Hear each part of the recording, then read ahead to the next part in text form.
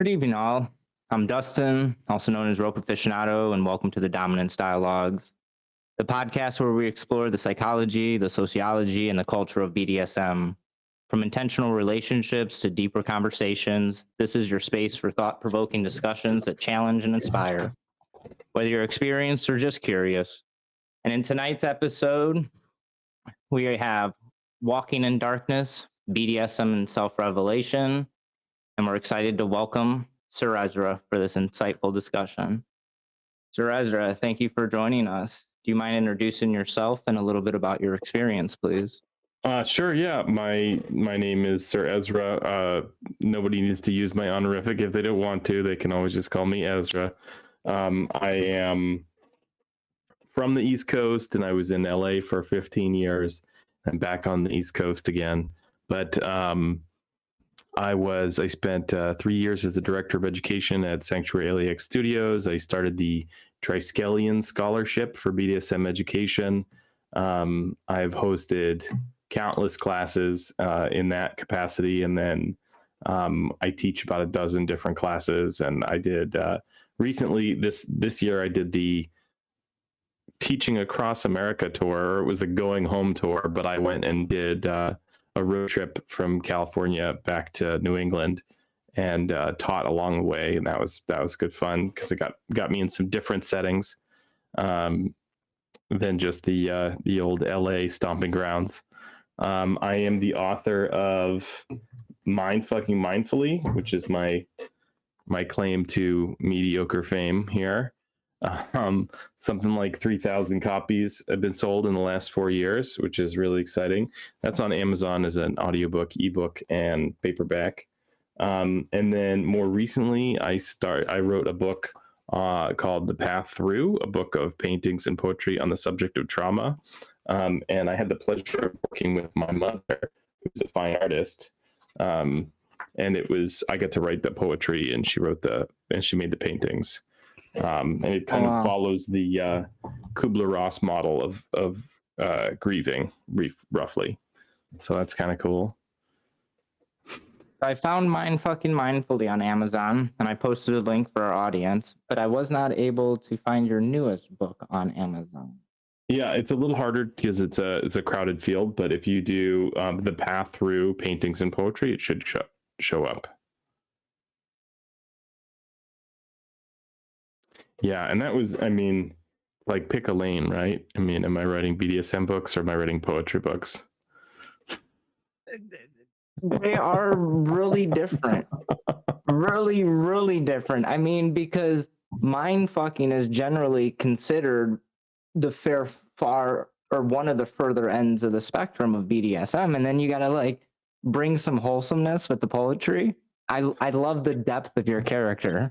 Yeah. Well, it goes deep. It's no, and I do have other like BDSM books in me. They're sort of in the works, but haven't quite got them finished just yet. As soon as I published the Mindfucking book, I was like, I need to do a second edition. I keep joking that I really just need to rewrite it for people who play Dungeons and Dragons, and it's like, if you're a DM and you want to just fuck with your people in your campaign, this is how you do it. I have to say that I absolutely love that book. It was very well written for, in my opinion, not only a touchy subject, but a complex subject, and how to kind of set some rough guidelines on ethics or to handle situations like that. And I think, don't quote me, but if I'm not mistaken, but one of the big things I got from your book was, one of the cores of it was don't lie. And fair enough. That's how I've interpreted it. And how I've always interpreted it, a lot of it was, for me personally, not to lie, but to create an environment that's conducive for the subject to lie to themselves. Sure, yeah, absolutely. Well, there's like a philosophical difference between lying and mindfucking, right? Like lying is you say something that's untrue. mindfucking is you create a situation where somebody tells themselves something that isn't true. But that's a vanilla mindfuck, which is again, a philosophical thing. And it's important to realize that although it's important to talk about like what is mindfucking in philosophy, that isn't what we're doing. Like, it's relevant and it's connected, but ultimately the BDSM community created their own definition of mindfucking. And so that's really what we're dealing with.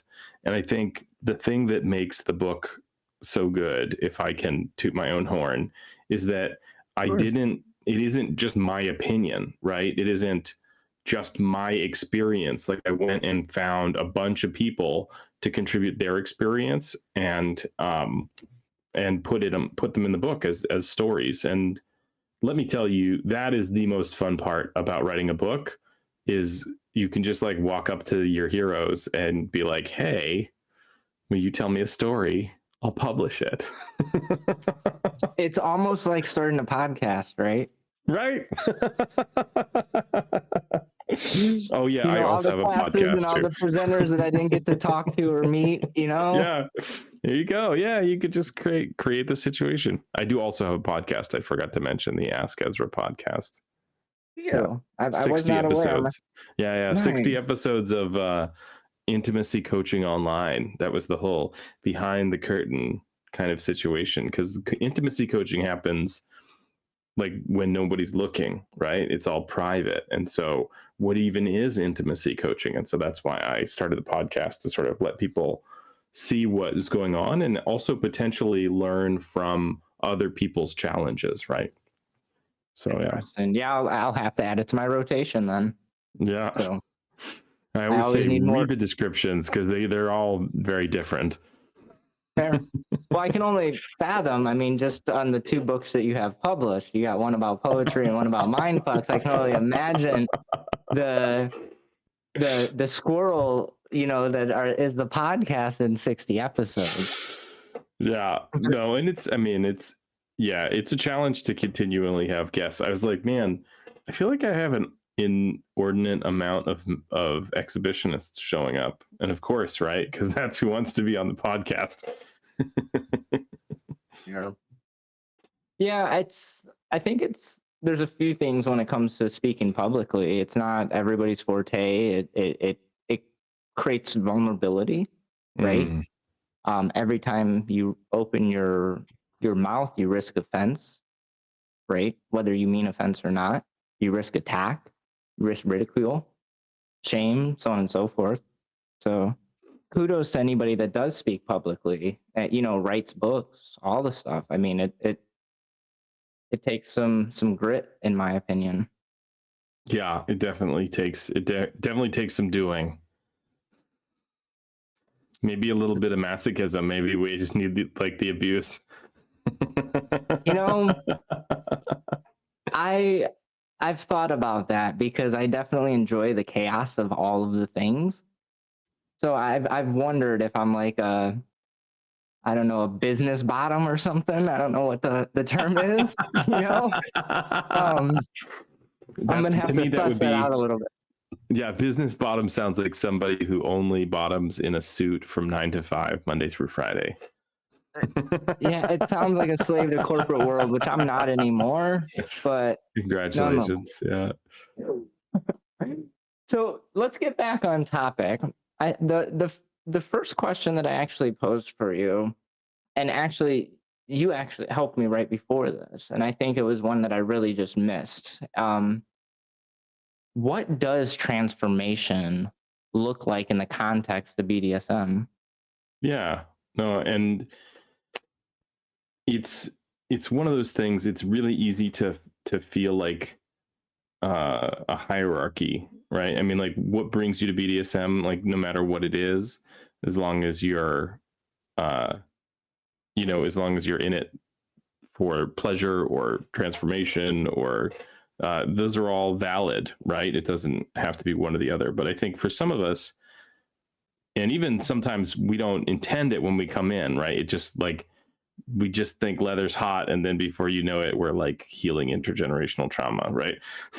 but I mean, transformation, I think most commonly looks like a significant change in confidence, right? Because we come into these experiences feeling like the only one who likes the thing we like, and then we find there's this whole community, right? And then we find, wow, like I'm really attractive in this community, and that's so cool. And you know, we also get a chance to like work on our understanding of consent. We get to work on our understanding of how to interact with people, because those are things they don't really teach us in sex ed in grade school, right? So confidence, I think, is the first transformation. And I think the second one is emotional, right? We get a chance to grow emotionally with these varieties of experiences and with these varieties of relationships. And then also, I think a lot of people develop a new relationship with power, because in most relationships, power dynamics are unspoken and not negotiated, right? They just sort of like inherently, I make a lot of money, you don't. I'm really attractive, you're not. You know, I have 2 girlfriends, you don't have any other. You know, like there's sort of these outside factors that create power dynamics, and they don't, like, they're just assumed, right? Whereas in BDSM, we negotiate these things. And so maybe the person in the relationship who makes all the money is actually not wanting to make decisions or not wanting to be on top. And so, you know, even with that outside factor, they can renegotiate those dynamics and sort of, or maybe there are typically these rigid power structures, but we get to sort of step outside of these rigid power structures and really enjoy a different perspective. And that can be really healing, you know, especially when you feel like there's no escaping this power structure, this power imbalance in nature, in our normal everyday lives. I have had a sneeze stuck in my nose. Uh-oh. Well, that doesn't seem like a good place for it. Well, it's got to be somewhere. Thank you. And I think lastly, there's an opportunity to process trauma through BDSM, which is really powerful. And again, it's like, it's not a value judgment. It's not like everybody has to do that. But I think if you have an opportunity to process trauma, then it has this like ripple effect in the world where it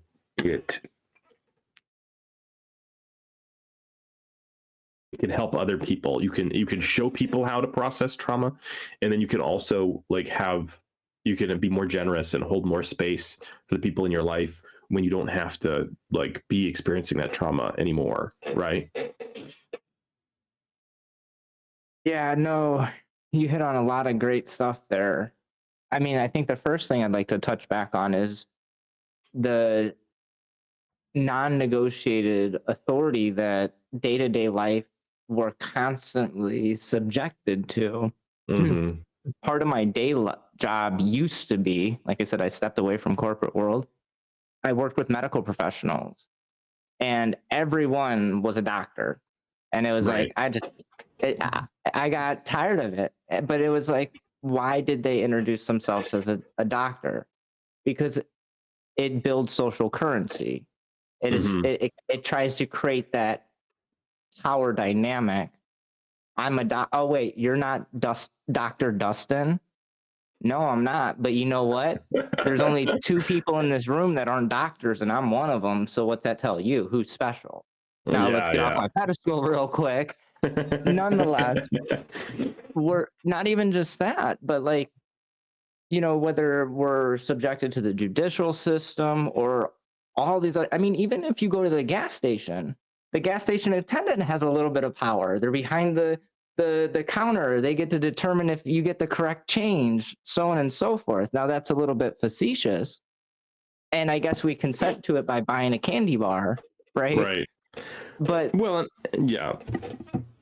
you know, we also wanted to mention too, like power is not binary. Like it's really easy to think about like there's somebody in power and somebody out of power, but we all have power in one way or the other, right? And there's definitely imbalances of power, but you know, it's fluid, it's flexible, it's dynamic. I agree.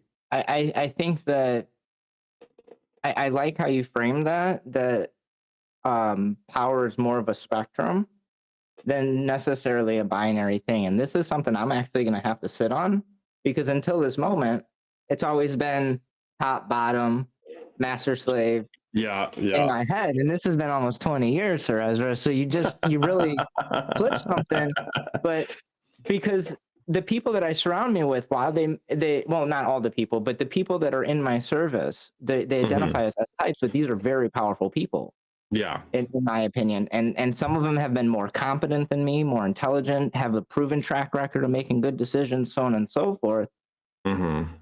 So I'm going to have to sit on that whole spectrum thing, but thank you for inputting that thought, and I really appreciate that. Yeah. And I think when you think about like the spectrum of power, it really means that like every member of our community needs to be aware of the power that they have and how they're using it, right? And I think that we're probably a little bit better than the average Joe off the street because these are negotiated, right? I mean, how many times have you been in a vanilla setting and somebody is like abusing their power and you're like, well, I didn't consent to this. Like, yeah, I didn't say you could talk to me that way. You know, like I might be a little bit into it, but you didn't say. It's funny because in my opinion, and this is just speculatory, in my day job, I've hired north of 1,000 people. And when I have interviewed people, I'm fairly confident I could pick out which people were in the BDSM community. Oh, sure. Because they interviewed back. They asked questions back. It was very much a negotiation, right? Yeah. And maybe I'm just have some bias or ego in all of this, but from my perspective, at least, it does seem that there is a little bit higher bar of communication. And I don't think that's missing from the vanilla community or society as a whole. I think the thing is inside of the BDSM community, or I personally think the proper term is BDSM culture, it's encouraged, if not enforced. If we do not communicate, then we step to the other side. It's no longer a consensual act because we did not communicate it. Yeah. That's the difference between being a dom and an asshole is consent. Not that you can't also be an asshole with consent, but or you can be a dom asshole, right? That's mean, right. like, it's full spectrum. Don't and I think know the it? last. Go ahead. It's a don't I know it? You know, I think some people really enjoy when you play the asshole, though. I mean, I don't know about you, but for me, sure. sometimes, right? Yeah, absolutely. But once again, in a negotiated environment. Yeah, and I think that leads space. right into that last point of the possibility for, I think the term is reclamation. That, you know, kind of of traumatic experiences and replacing those feelings, emotions. And I think this kind of is almost along the lines of like neurolinguistic programming, where in some sense we're trying to take something where we have this very negative experience. We're trying to take the power back, however this may be, and reframe it into a more positive experience. For me as an individual, I've been fairly transparent for a very long time. Up until 2007-ish, 2008, I thought I was a horrible human, to the point where I didn't know if I belonged in prison because Mm, of my sexual desires. And this is before FetLife, YouTube, social media was really big. I didn't have the resources. And mhm. I stumbled upon a person that was near and dear to me and is no longer with us, by the name of Flag, out of the New York scene. And this is the first human that helped me heal myself and understand that there's a facet of Dustin that enjoys all the bad stuff, right? But a core of Dustin's character is not to cause harm, right? Mhm. It's like the cliche saying, hurt many, harm none. But until I found that the BDSM community and find like-minded individuals and found quote unquote best practices, I didn't think I was much of a human, let alone a good human. I thought I was just a really bad person. I Mhm. was raised very heteronormative. Don't put your hands on women. If you do, you're less of a man. Yet that's what I really want to do. So I'm less of a man.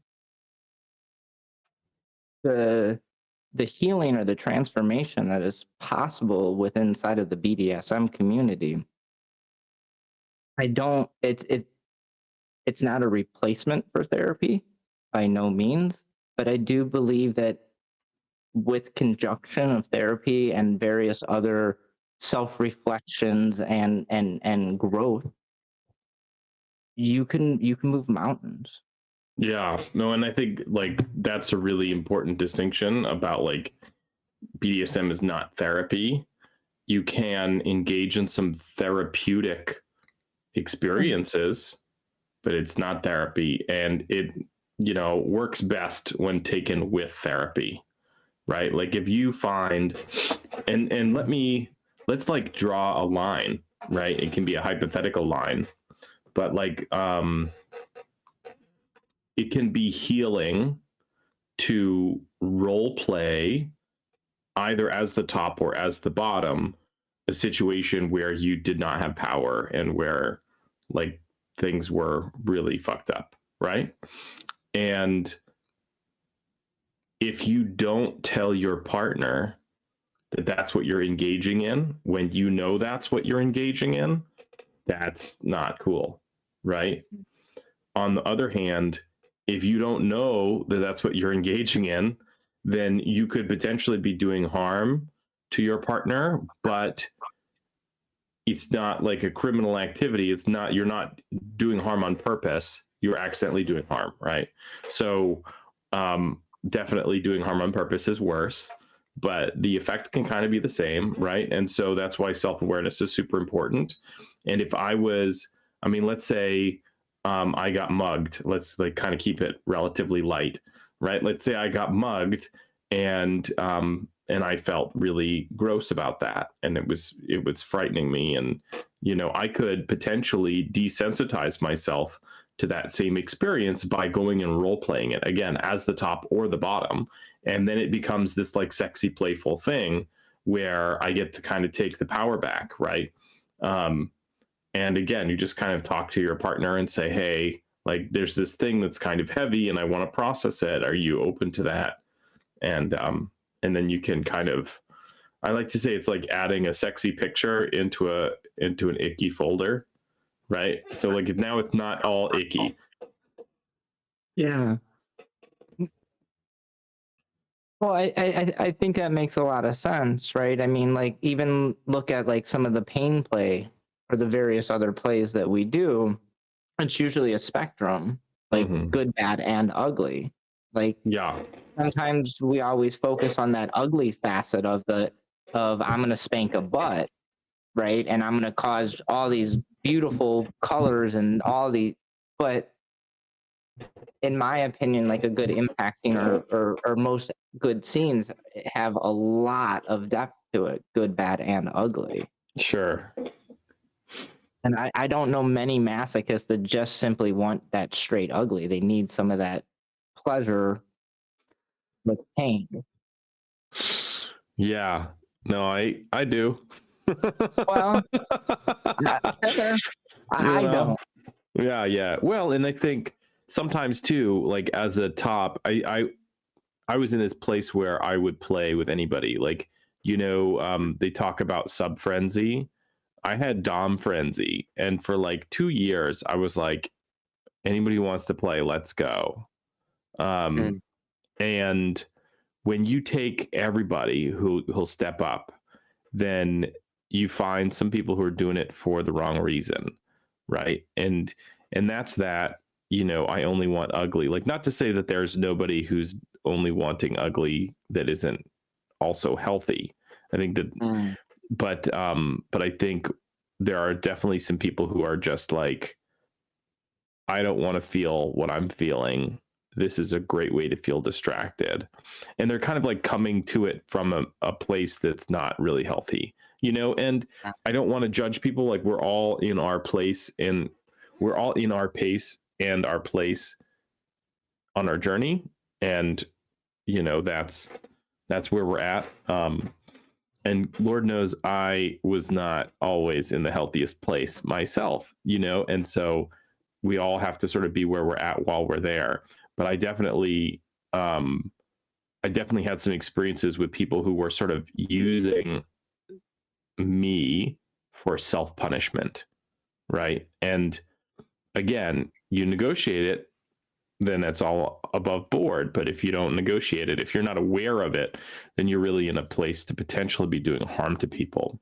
And I think from the top side, if you're wanting to do BDSM because you've got all this anger bubbling up, like, that's not a healthy place to be doing it, right? That's not.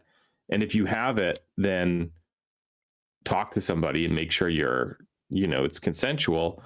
But in general, it's not a great place to be. You want to not be super emotional about your decision making, so you can make a clear decision, right?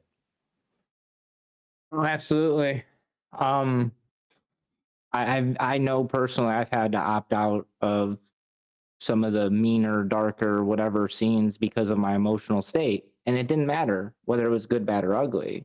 If I was going to go into, say, an interrogation scene and I just had something really, really great, really wholesome, whatever, it might throw me out of that headspace that I Sure. need to be in for that interrogation scene. Right? Yeah. I'm not going to be able to deliver. And the opposite, if I had a really bad day, I don't want to bring in those negative emotions to potentially cause harm in those scenarios. Yeah. If somebody Right? just wants to like feel held and contained, and you're in a dark place, it's not going to work out. Well, I think that leads us perfectly into our next question. So, can you explain what walking in the darkness means in the context of BDSM? Sure. And I think it could be taken a bunch of different ways, right? But I think that the way that makes the most sense is to really embrace our shadow selves, right? So, like, if I've got part of me that really wants some things that doesn't match with my personality, some things that feel like maybe icky, maybe scary, maybe dangerous, not admitting that is more dangerous than admitting it and coming to terms with it, right? And if I have something that I've like, oh wow, this, like, really going for this would be dangerous or unethical, right? Then if I'm hiding it from myself, then that's going to seep in. It's going to seep in like oil through the dirt or something, right? A good example is like, okay, let's say I had, a necrophilia fetish, right? There's going to rob the graveyard when I get drunk and can't help myself, which I don't recommend. That's a crime, right? Or there's like getting a partner who's willing to like role play a dead person, and then you can like play around with it, right? And that's way better. But if you don't admit it, then it's still there. You're just not, you just can't see it, right? And we do a very good job as humans of lying to ourselves at times. So, and the other way I might interpret like walking in the darkness is not knowing the path beyond the next step, right? Like I know where I'm putting my foot before me, and I just have to have faith that the next step I'm going to be able to see that, or if I fall, I fall, and not really knowing where we're going sometimes can be kind of scary, right? And so walking in the darkness, I mean, I had a dream that I was literally walking in the darkness, and I went and interpreted that dream, and that was, to me, that was like, I don't know what the path is, but I know that I have to keep walking forward, right? But I think that's probably the more far out interpretation of the question. Sure. Well, I think like the first part, it's really key though. I mean, especially when we start talking about like mind fucks or interrogation, a lot of the psychological play. I mean, there's vast amounts of play that this applies to, but I think specifically with the psychological play, for me, it was really hard to determine that I don't genuinely want to abduct random people. I only want to abduct the people I love and care about. Weird, right? I love that. Yeah. But well, and I think, yeah, go ahead. Pardon me. Oh, I was gonna say it took a very long time for me to look at that darkness, and it's thankful to Flag started and Soul Hunter. I still communicate with him, and he constantly asks me these really hard questions that I look in the mirror. And like I said, I don't want to abduct strangers. That doesn't even sound fun at all. I don't see the motivation. I don't see the reward. But to abduct somebody that I love and care about, do you see the smile? Yeah, there you go. Well, and I think like I remember my mindfucking mentor, who is listed in the book as Monsignor Hollywood. And it's not his real name, but if you're in the LA scene, you might know who I'm talking about. But he used to say, like in the negotiation, he'd say, "Are you okay knowing that we don't know all the risks we're taking?" Right? And if you can't say yes to that, then you're not really paying attention, because if we're mind fucking, if we're getting messy, then I really can't guarantee everything's going to go the way that we want it to. It could go sideways. I could find out that, in fact, there's this phobia, or there's this aversion, or there's this trauma that we didn't know about, and we just stepped in it, and now we know about it, right? But so the saying, you don't know what you don't know. And I really like that. And I think there's even just like the easier to see play, like impact. No matter how skilled you are in whatever it is, I still think there is a level of risk that is outside of what we can negotiate. There is variables and various things that we're probably not going to send them to a therapist, or mental risks that are within mind fucks or stuff like that. But what happens if we're going to swing that single tail whip and somebody taps our shoulder right before we do it, and now we're 6 inches away from where we meant to hit, and instead of hitting their butt, we're hitting their kidney? Yeah. Yeah, I mean, it's true. There's always a potential for risk, and we can, I mean, sometimes people like to say, "I play safe" or something like that, and I'm like, that's really misleading language. We could talk about safer or safest, we're like risk reduced, but we're not eliminating the risk. And if we eliminate the risk, I mean, we're playing in a padded room with foam balls, right? Doesn't even sound fun. Depends on what you're doing with the foam balls. Well, no, and I think this is like, I was actually just talking about it. Like, I actually have a genuine problem that with words carry power. And I have a problem that we talk about how to do this stuff safe. In my opinion, there's very little we ever will do it that's safe. If you've ever watched that show, Thousand Ways to Die, a great example of the ridiculous ways that people have died over the years. Oh, I love that But show. all we can do is mitigate the risk through communication and education, right?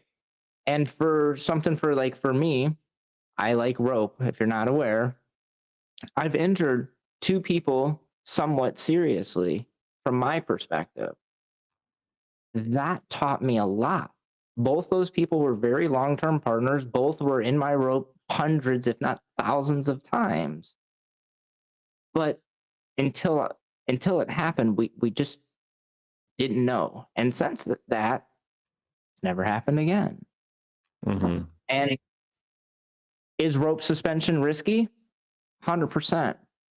Is it safe? Absolutely not. It doesn't matter that I've been suspended for X amount of years. Doesn't matter how good I am. My analogy here is you play football long enough, you're going to get a broken bone or a concussion.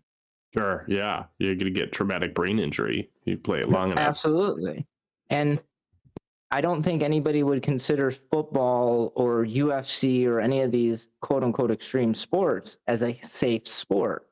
But the various agencies, they do what they can to mitigate that risk. They give them pads, they train, they condition. I'm not a sports person, so I don't know why I went to this metaphor. But Yeah. I was going to say, I wish they would let them use cannabis to, bring that into swelling, but sure. Yeah. God forbid you get the shit kicked out of you and you smoke a little cannabis to make yourself feel better. Yeah. Well, I think that's changing. Yeah. I mean, what slowly. is it? 40 some states has cannabis, recreational, medical. It's only a matter of time, right? Yeah, for sure. And in my opinion, cannabis has vast benefits medically and personally. I think with everything moderation, but that's a way off the subject. Yeah, totally. That's an entirely different podcast, man. But one I may have to have at some point. Sure. So to keep on track with the conversation, I think the next place to go is, how did you first discover BDSM as a path to self-revelation? That is a very good question. And I think like a lot of people, I just thought it was hot and I wanted to do it. Right. So and I could trace it back to like preschool doing weird shit. Right. And I was always kinky. And then I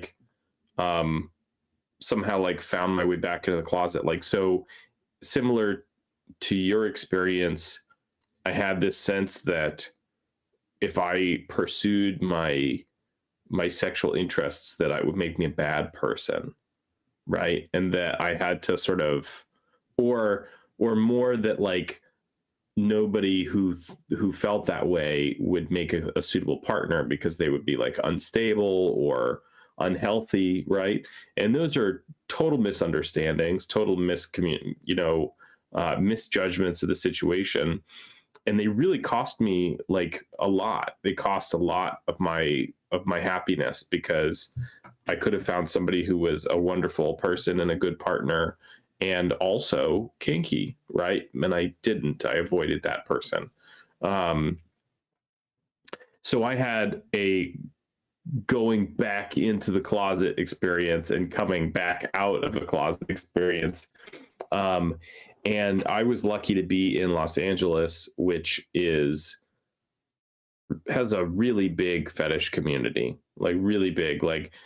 At least I'm not sure it's as big as it was, but back in the day, there was Friday, Saturday, Sunday. There was 3 different parties to go to every day. Wow. Okay.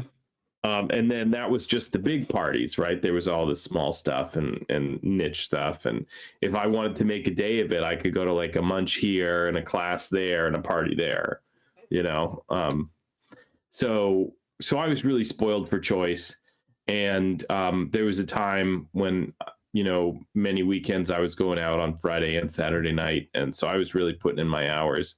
Like I said, I was in frenzy for a long time, but I wasn't there for transformation. Like I didn't know that was an option, you know, I didn't know that really use it as a tool for growth. And yeah, and I think I sort of discovered my own self-growth outside of it, but then very quickly realized that how useful it could be, right? And how, I mean, I probably healed my self-confidence challenges first, right? Not even knowing that's what was happening. But all of a sudden, I was like way more desirable, way more like engaged with people. It gave me an opportunity to engage with a lot of people in a casual way, right? Like casual sex has never really been my thing, but casual play was an option for me, right? And so that's definitely the first transformation that happened, was that I developed much greater confidence. And then also, without knowing it was happening, I was healing my relationship to power, right? Because I felt powerful in these sexual situations. And then I also felt like prepared to negotiate the power, right? And so all of a sudden, like in a job negotiation or something, I would feel a lot more powerful than I used to. Like I used to feel really disempowered, but it would just sort of come. So I would say those two transitions kind of happened without seeking them, right?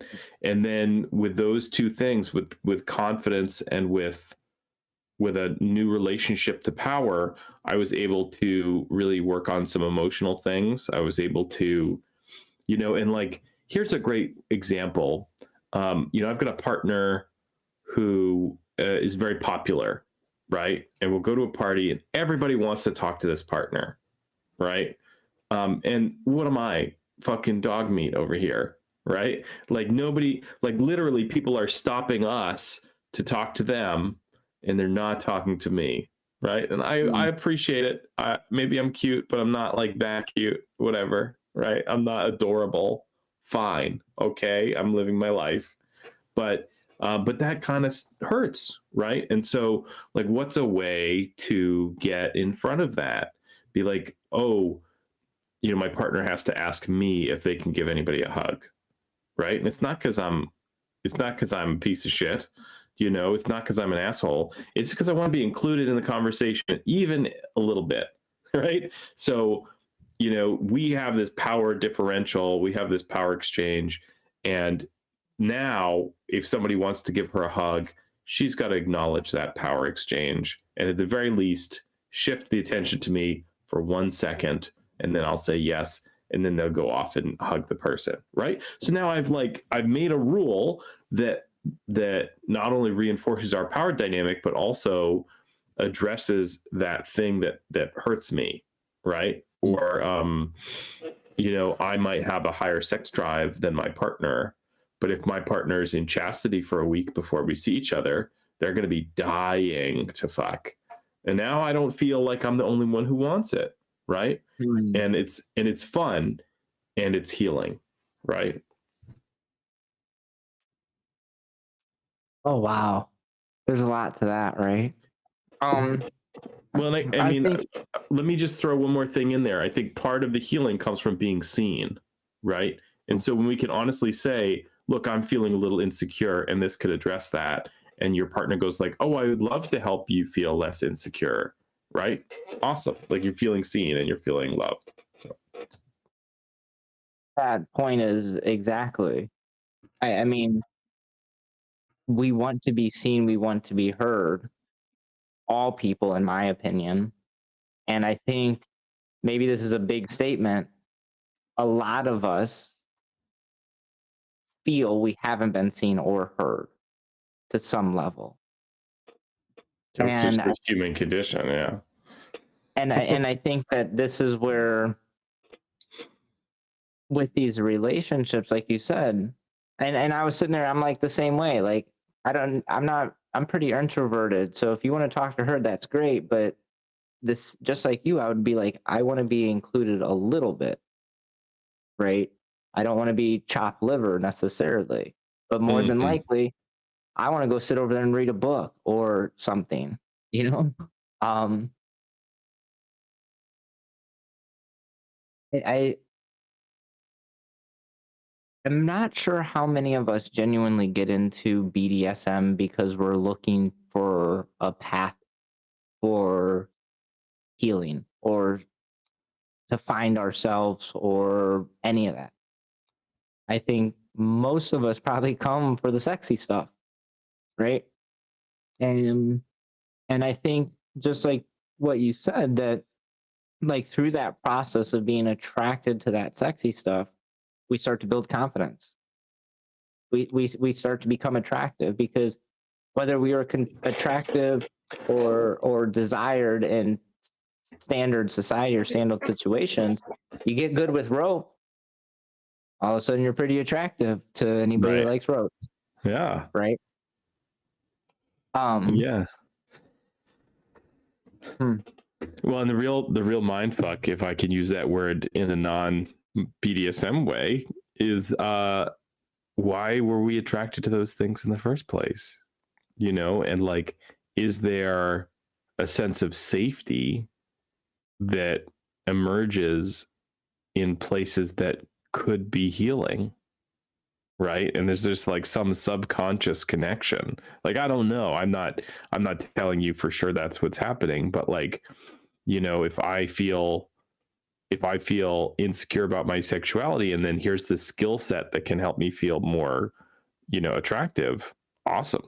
Or if I feel like I can't be contained, and there's no, like, I don't feel safe because there's too much freedom, then I might feel really safe in rope, right? And then now I get a chance to, you know, explore, where does that feeling come from? How is that feeling familiar, right? And how much agency do I have in that feeling? And you know, that is a key word right there, right? Agency, like our ability to make choices. And when we come from places where our agency has been undermined, then being in that choicefulness is really attractive. And I think, like, you know, for me, I was raised in a household where boundaries were not important. Like, my boundaries were not respected. And so I love how boundaried BDSM is. I love that we talk about negotiating boundaries all the time. You know, like, can I touch you? Can I not touch you? Where do you want me to stand? How can I, like, you know, how do you want me to talk to you? Like, all these things we could talk about. We can write our own boundaries, you know, in a 20-page document if we want to. And that's totally normal. Well, and I think that, like, for me personally, I struggle with some social interaction.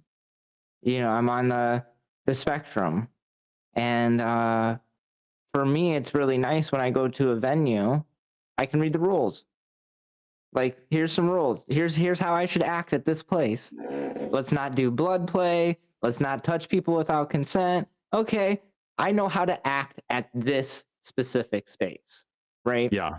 Then if I want to interact with a person, I'm notorious for, can I flirt with you? May I flirt with you? You know, may I sit next to you? Right? And it allows me to know very easy if what I'm doing is quote unquote socially acceptable. Yeah. Because sometimes this pretty human, they may not want me to sit next to them for whatever very, very valid reason. In a typical situation, I probably wouldn't have asked to sit next to him.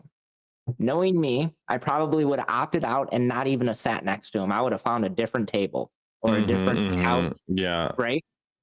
In the BDSM context, I really feel that questions are encouraged, promoted. So I don't feel awkward asking, may I sit on the couch next to you?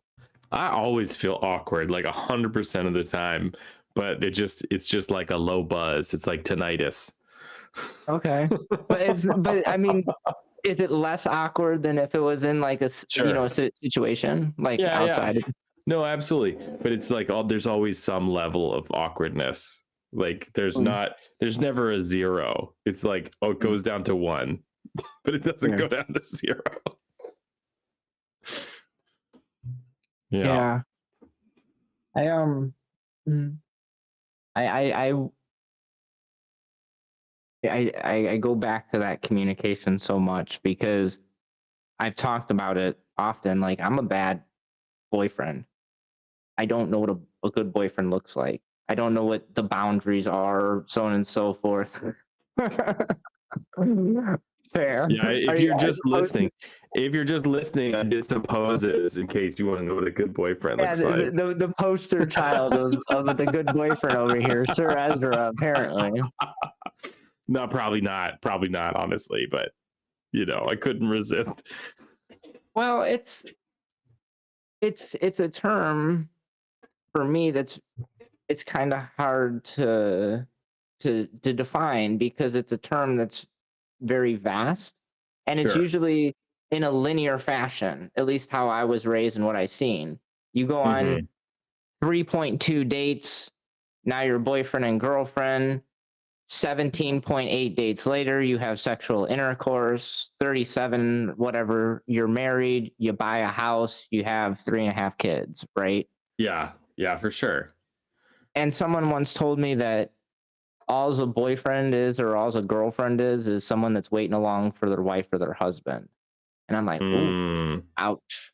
I don't know if that's 100% true, but I do see some of that linear progression. Oh, you've been dating Susie or Johnny for 3 years. When are you guys gonna get married? Type yeah, of a thing, for right? And I sure. think No, and we're I fell for that too. I mean, that was my first marriage. hmm, I literally somebody said, you guys have been together for 6 months. She's going to be expecting a ring sometime. You know, for 6 months. I don't know. We Fair, were living together at that point, yeah, fair. but whatever. I mean, I'm not judging people either way. I just know that like I fell into that trap of like prescriptive relationship progress. Mm, And I think that's another thing that I learned in the BDSM relationship is like we don't have to have like this escalator. We don't have to be like on this inescapable track upwards. Like it's okay if things plane out sometimes, or even if they go back down, right? Like a de-escalation of a relationship is not necessarily the end of the relationship. Not at all. I mean, more than likely, the relationship is multifaceted, and it's not just about the DS or the MS or whatever you're pulling back or at your term de-escalating from, right? Yeah. And I think sometimes we get well, I don't know about us. I know me. Sometimes I get lost in one part. Oh my God, Hmm. you don't want to rope with me anymore? Oh my God, you don't want to be my S type? Like, and I'm being fairly facetious here, but at the same time, like rope authority is pretty important to me. Can I move forward in a relationship if rope and authority was removed? Absolutely. Would it change something? Sure. But it, Yeah, it yeah. doesn't have to be the end of the relationship. And I've really baffled some people where if I can remove sex from a relationship and still maintain a relationship with that person. It changes things. But sex is not the nucleus of my relationships. I'm very sexual, but it's not the core of the relationship. At least Yeah, not or it since I've doesn't have reached to be, adult. right? Yeah, yeah. Fair. So nonetheless, let's get back on track. The next question I have for you is, how can exploring the darker aspects of ourselves lead to deeper intimacy and personal fulfillment? And we touched on this a little bit, but I feel like you got a bit more to say. Sure, yeah. I mean, and I'll try to go back over it, right? Like, we have shadow aspects of ourselves. And if we don't honor them, if we don't observe them, then they're just going to do what they do without us knowing, right? Somebody introduced this concept to me recently, this shadow why, right? Like, what is the dark reason that you want to do the thing that you do, right? And it doesn't mean that that's the only why, it just means that maybe you would kind of like this thing to happen, and it's not a great thing, and you don't admit it because it doesn't line up with your personality, right? But if you can admit it, then you have power over it, or you have power. It doesn't have power over you at the least, right? But especially in these BDSM spaces, there can be people who give you validation over those shadow emotions, right? Or those shadow whys, those shadow personalities, those shadow desires, right? Like, I had a partner who we would talk about cannibalism, right? I have a 0% interest in actually doing cannibalism. I just want to say that on the record. 0%. I honestly get a little queasy when I see blood, okay? So I'm not going to be able to eat somebody. But there's like this part of my partner that was like really wanted to be cannibalized, and we could talk about it and we could have fun with it, and it was really validating, right? Like, also my partner really doesn't want to be eaten because that would really get in the way of like daily life, right? Yeah. But the point is, like, there was this desire, and we were able to like observe the desire, and it was healing just to see it and just to call it out and just to be like, not only is that not terrible, it's also kind of hot that you want to be eaten, right? We did have a plan. We're gonna do like a barbecue rope scene where it was as if they were on a pig roast or whatever. Yeah, pit roast, and we were gonna like duct tape down some like cooked ribs, and so people could like pick at her and like eat. I love it. Yeah, we never did it. I suppose there's always tomorrow, but There it is. Yeah, it's too much work, man. I'm lazy. Yeah, but some of those most rewarding moments comes from some of that prep and the work. I don't know. For me, I find myself where I'm like, oh man, I don't want to go through all that. Like that, to what you're saying. You got a couple days of planning and effort and a few other people involved, I imagine. Oh, sure. Yeah. No, I'm not lifting them onto a roast pole by myself and tying them to the roast pole by myself. Like, there's just no way that's happening with one person. Oh, and who's eating all these ribs, Sir Ezra? That's what I'm asking. I could eat a rack. I can. Okay. Right. But that's no fun. It's fun if we have a party and they're just tied up the whole time, rotating over a very small fire at a significantly long distance away. So they're not getting burned, but just close enough to keep the ribs warm. Yeah, absolutely. Well, okay, but yeah, and so that's like fun, right? And then they get to feel validation. I think that's really important, and then also you keep it from acting without your permission. Say that last part again. When you deny any existence of your shadow, then your shadow acts without your permission, without your consent, without your awareness, right? I can see that, absolutely. It's like a Dr. Jekyll and Mr. Hyde thing, right? Like, like one day you get so frustrated that you act out, and before you know it, you're doing the thing, right? Or you get too drunk and then you're blacked out and you're doing the thing that you couldn't admit that you wanted to do. Well, and I think you touched on a thing right there is like the alcohol, um, or various other ways that, for lack of better terminology, we lower our inhibition or our shame more than likely. Mm. So we're allowed to enact these actions or events that we do want, but it's hard to do it free of shame. I mean, even still to this day, as somebody that has consensually been being mean to pretty people for about 20 years, I still carry shame. I still struggle sometimes with, I want to do X, Y, and Z. Are you sure you want to do X, Y, and Z? That's pretty nuts. Like, even for me, yes, I want, okay, are we sure? Yeah. Like, Call me tomorrow and tell me you still enjoyed it yesterday, right? write me a 500-word essay on why you want to do it. Talk about enthusiastic consent. No, and I like words, right? But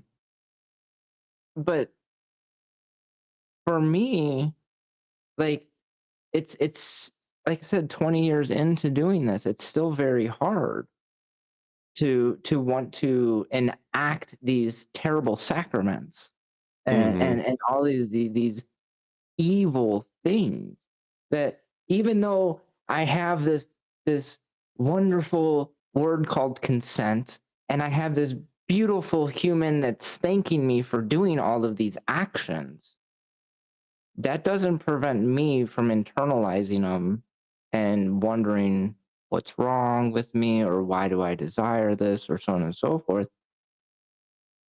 And I say with fairly high confidence that if it wasn't for the BDSM community, I probably should not be walking in society. Because if I didn't, like you said, if I didn't look at my darkness, if I didn't really address this, then at some point it may have manifested in a way that I didn't have control of. It may have, it may not have. You could have just gone your whole life being frustrated and unfulfilled, or or you could go the other way. You could have been in the clergy, you're like, oh, I gotta fight my demons, Jesus. Yeah. My performance last weekend was called Suspended in Sin, and I wore a Methodist robe while I did it. So fantastic. I don't see that happening. I don't wear I have like a priest uniform, and I don't wear it anymore because I was at a party and somebody decided to like trauma dump on me and tell me about how they were touched by a priest. And I was like, I didn't sign up for this. I'm walking away. And then it got even worse because he was like, I'm sorry. And like, I also don't consent to that. Like, talk to somebody else. Go away. Yeah. Yeah.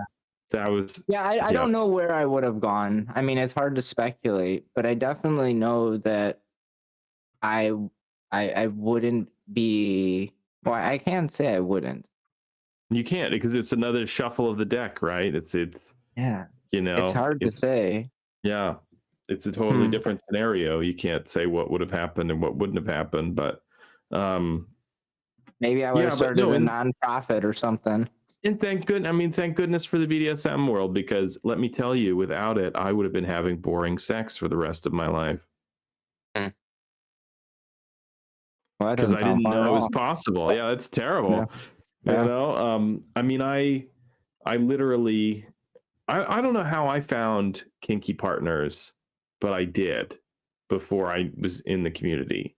But then I like gave it up, and I don't think I ever would have found it again. After my 20s, I don't think I ever would have found it again. It just would have been it. Boring sex for the rest of my life. Well, I think that most of us crave some level of BDSM. We just don't necessarily have the term for it. I mean, like, a very stereotypical one is like the schoolgirl outfit, or Sure. various role play, or most people fantasize about smacking their partner or being smacked, pulling hair or being choked or being or choking. Yeah. I don't think it's hard if you do 5 or 10 fairly entry level stuff for everybody to be on the list.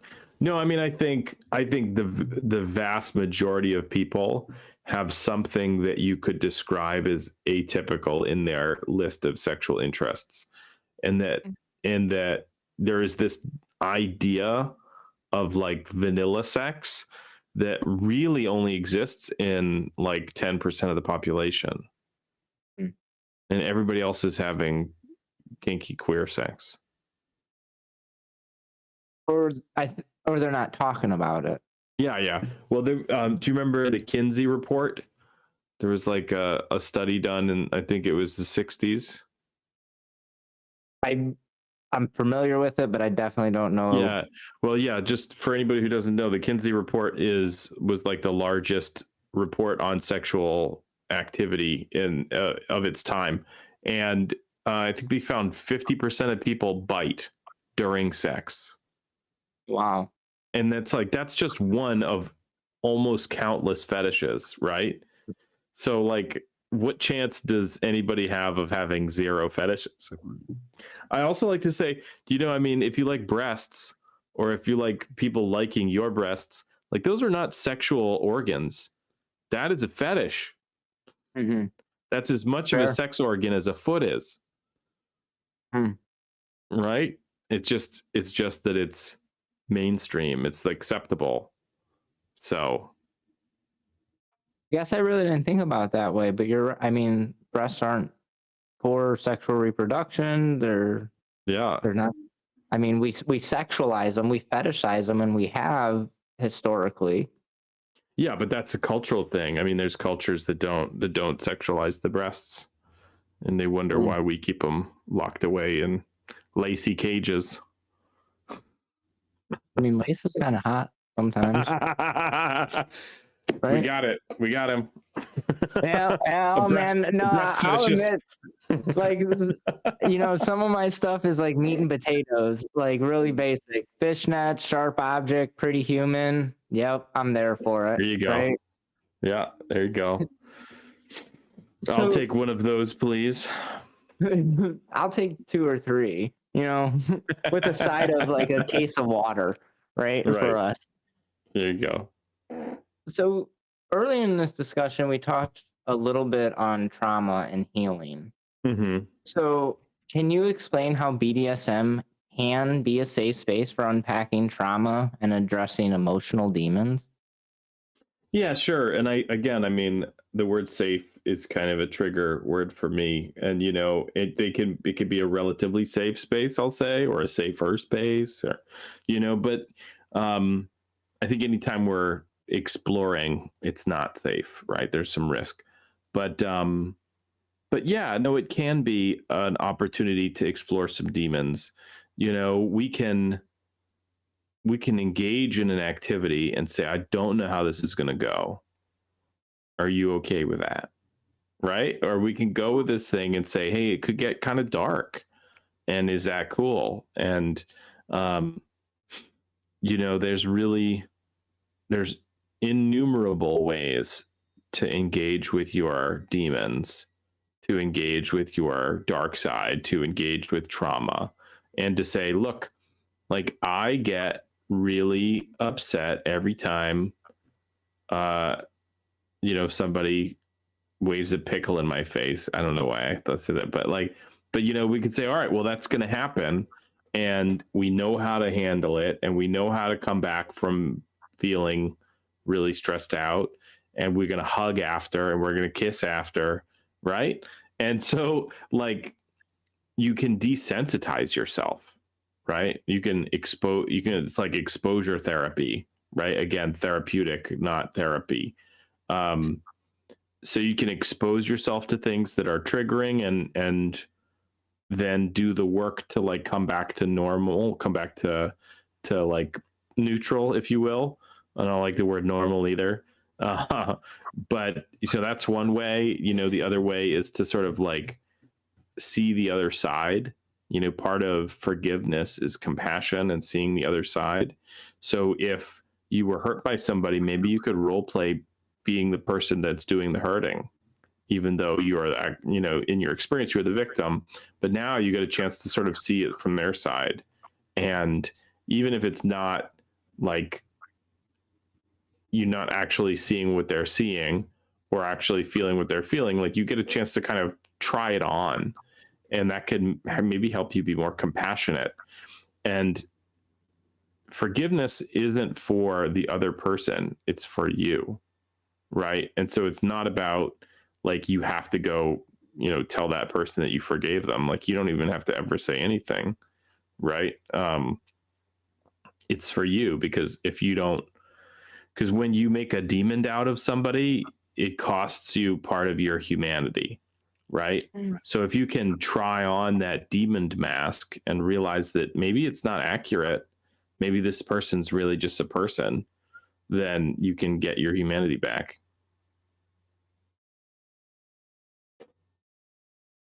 I agree that forgiveness is a selfish act, or selfless.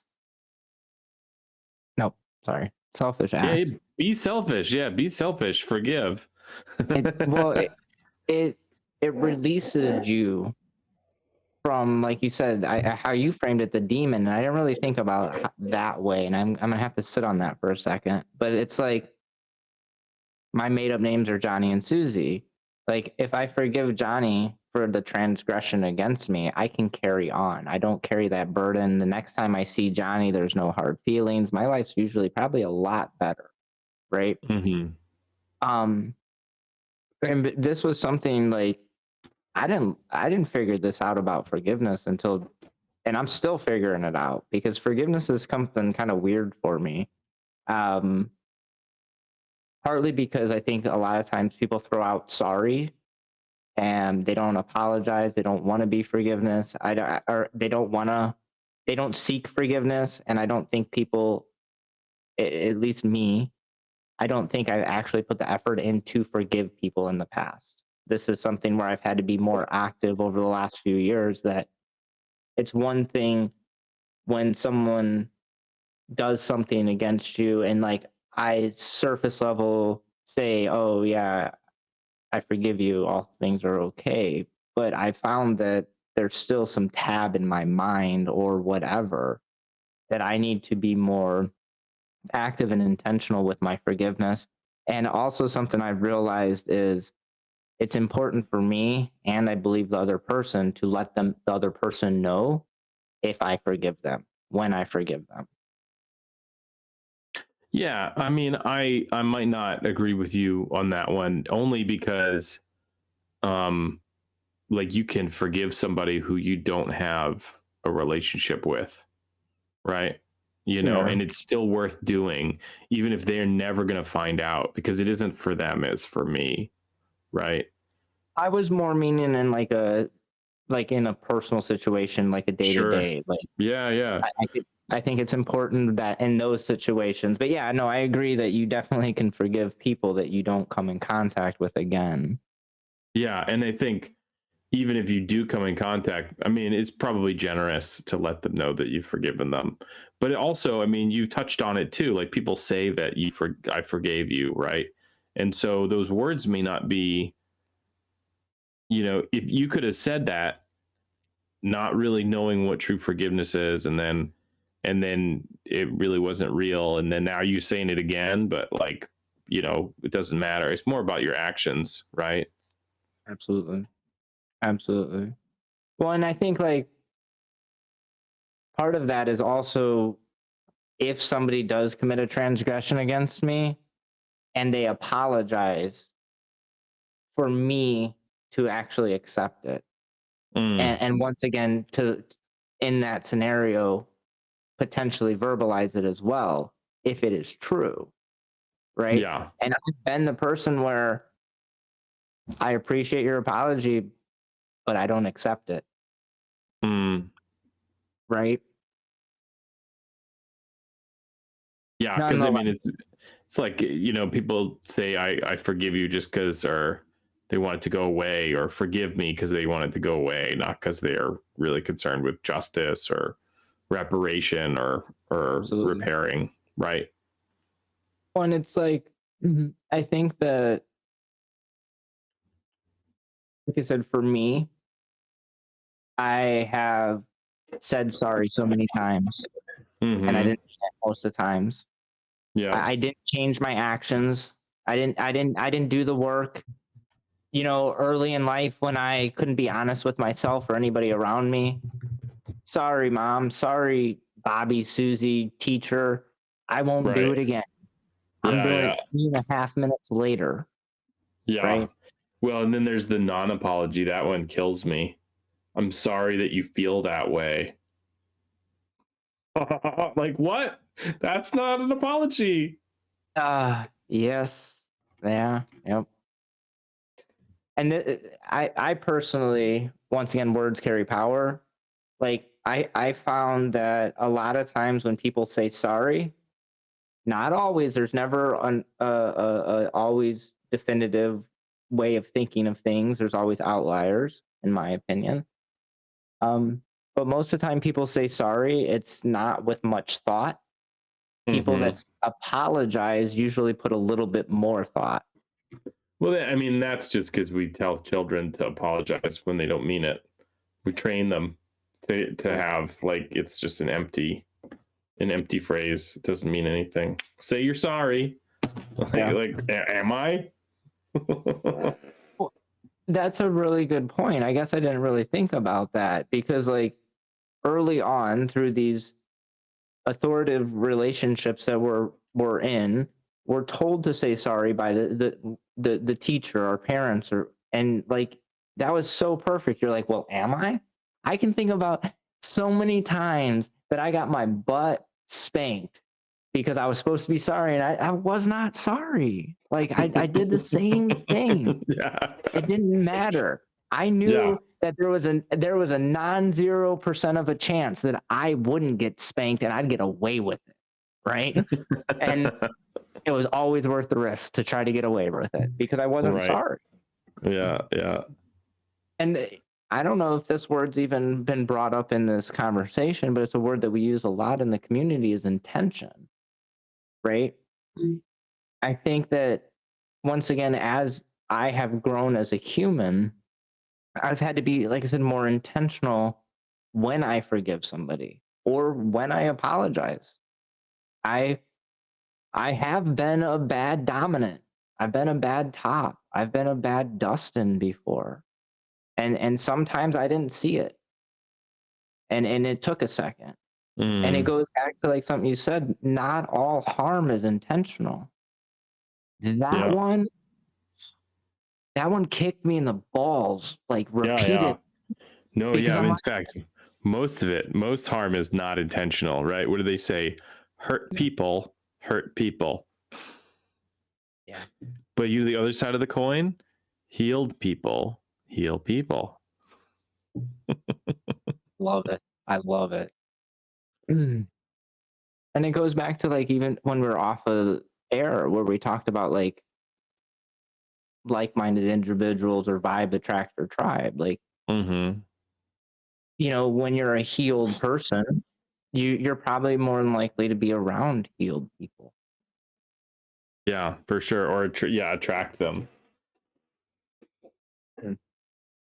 Yeah, no, I'm so probably one of those hurt people. I don't know if I'll ever be healed, but I will always be on a path of healing as far as I'm concerned. That's all you could do. I mean, that it's not a path that has an end to it. Unfortunately, I mean, all paths have an end to them, if you know what I mean. But like, we're never done.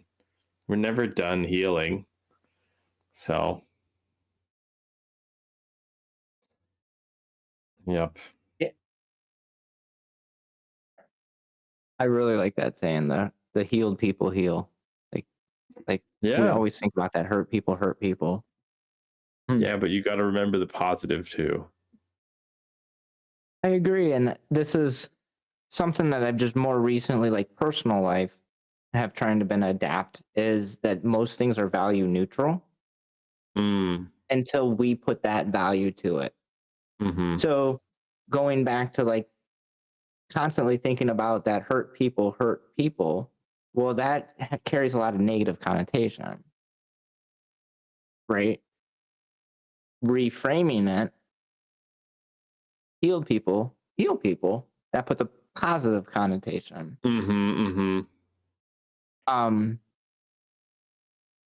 Nonetheless, I've really tried to adapt this, like, step back, don't be emotionally reactive, value neutral. Like Bobby, Susie, they may be a hurt person, but they didn't mean to hurt me.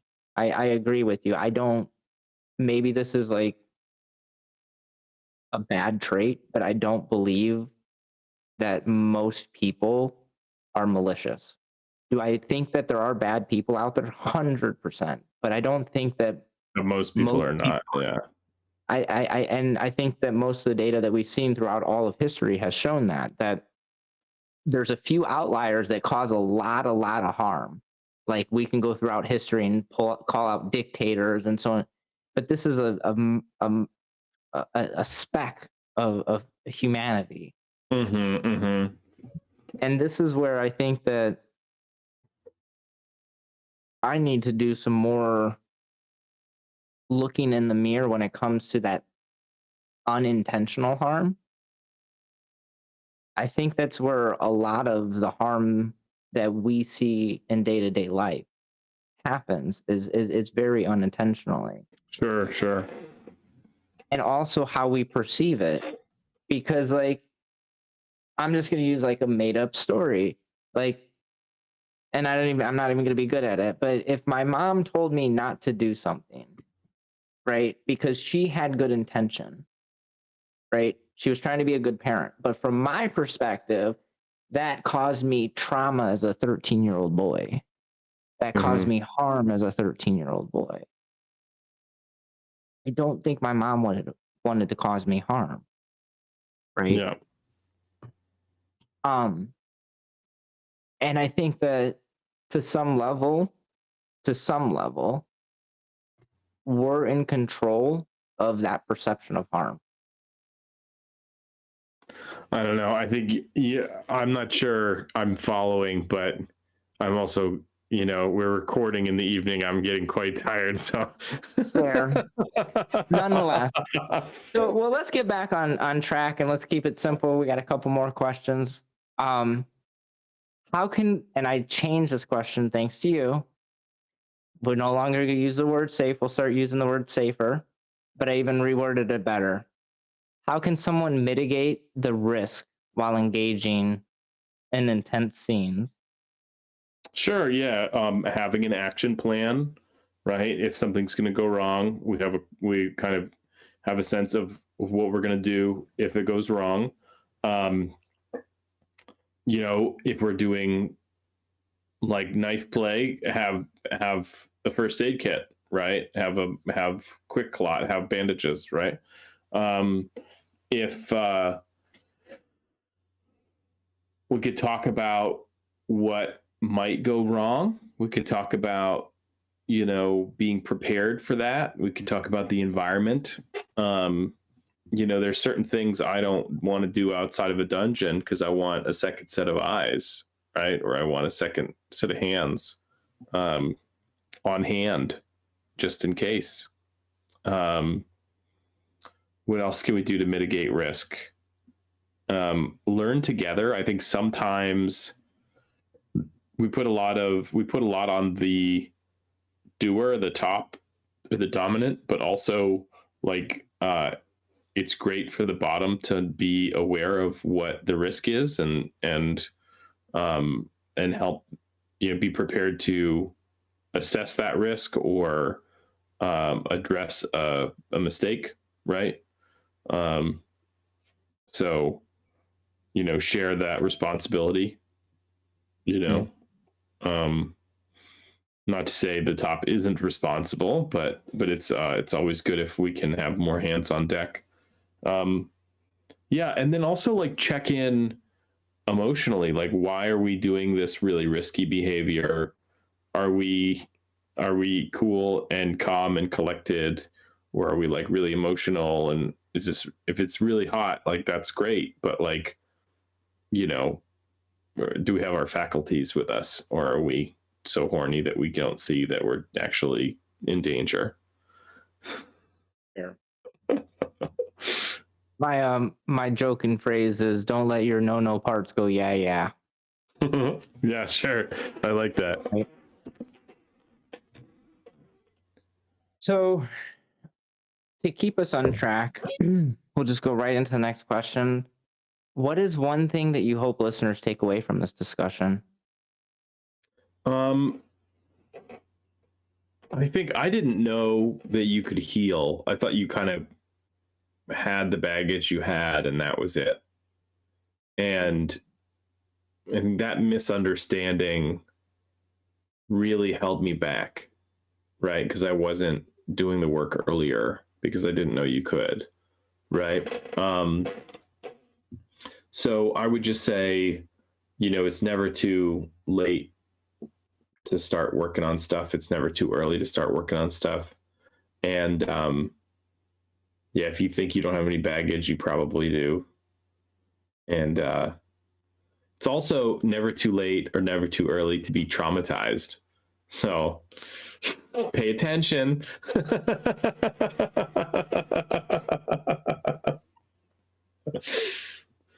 And I think,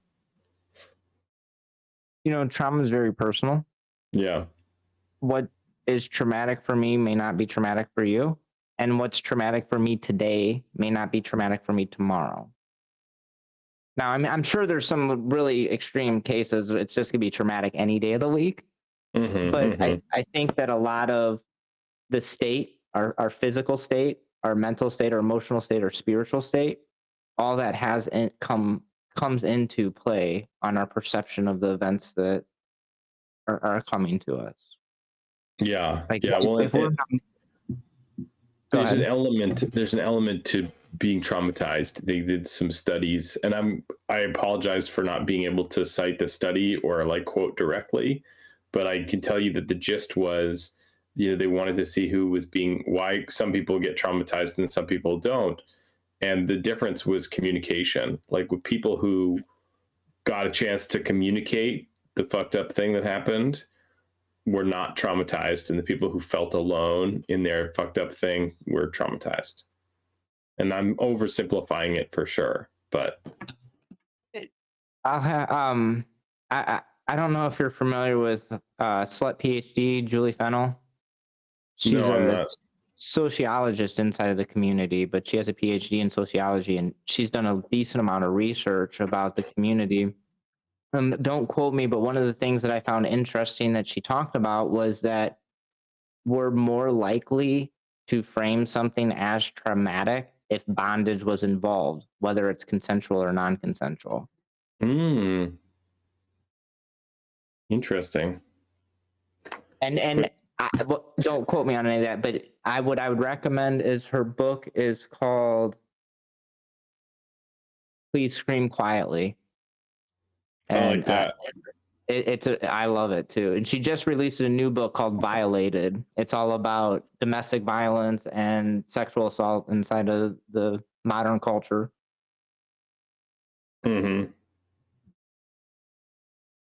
So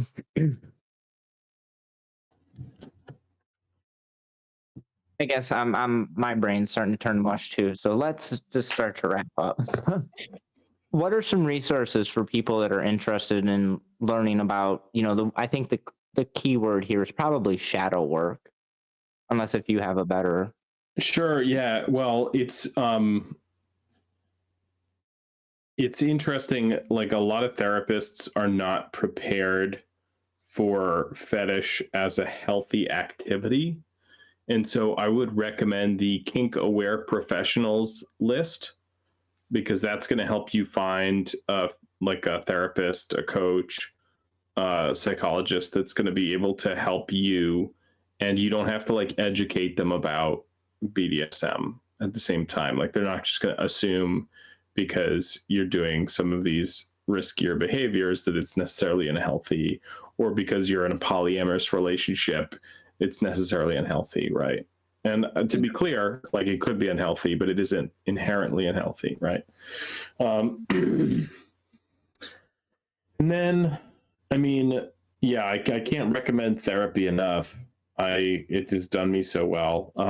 EMDR therapy, eye movement desensitization and reprocessing therapy, it was specifically very helpful. I did like 10 years of talk therapy. But yeah. You're not the first person that I've heard. It's EDM or EMDR. Is that what it is? EMDR. Why? Yeah, my brain's done.